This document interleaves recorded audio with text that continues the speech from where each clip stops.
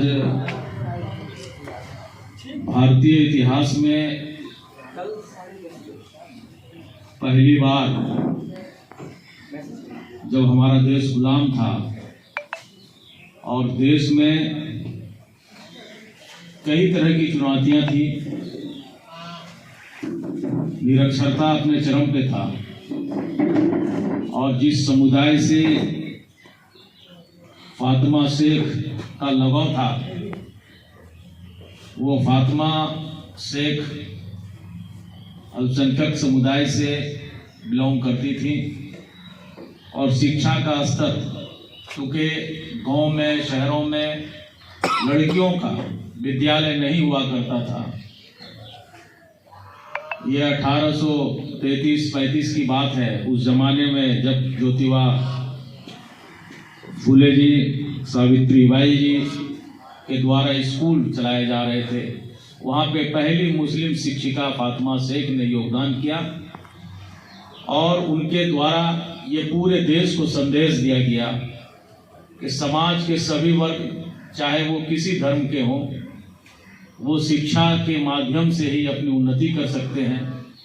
देश अलग आज़ादी की लड़ाई में लड़ रहा था, देश के सामने कई चुनौतियां थीं। अंग्रेज ये चाहता था कि मेरा देश गुलाम रहे और उसके लिए शिक्षित ना बने। चुनिंदे लोग जो सामंतवाद थे, जो जमींदार थे, उनके बच्चे शिक्षा ग्रहण करते थे और फिर इंग्लैंड जाते थे, बैरिस्ट्री की पढ़ाई करते थे और वहाँ से आने के बाद फिर अंग्रेजों के साथ मिलकर काम करते थे। तो ये समाज में एक बड़ी क्रांति थी, शैक्षणिक क्रांति, और इस शैक्षणिक क्रांति में कई शिक्षाविद रहे, उसमें फातिमा शेख की बहुत महत्वपूर्ण भूमिका रही। बाद में उन्होंने देश को आज़ाद कराने में भी अपनी अहम भूमिका निभाई। आज उनकी जयंती है।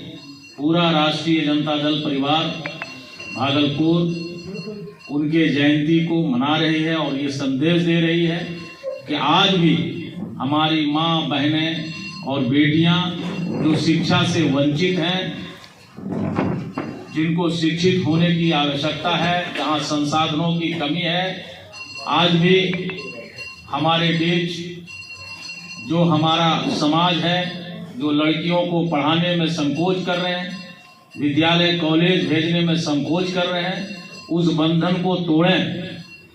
इसलिए उस बंधन को तोड़ें। जब देश गुलाम था, रूढ़िवाद अपने चरम पे था, कई तरह की चुनौतियां थी, तब फातिमा शेख शिक्षक बनी। अभी तो हम लोग लगभग 150 साल उसको क्रॉस कर गए हैं। आज हमारा देश भी आज़ाद है।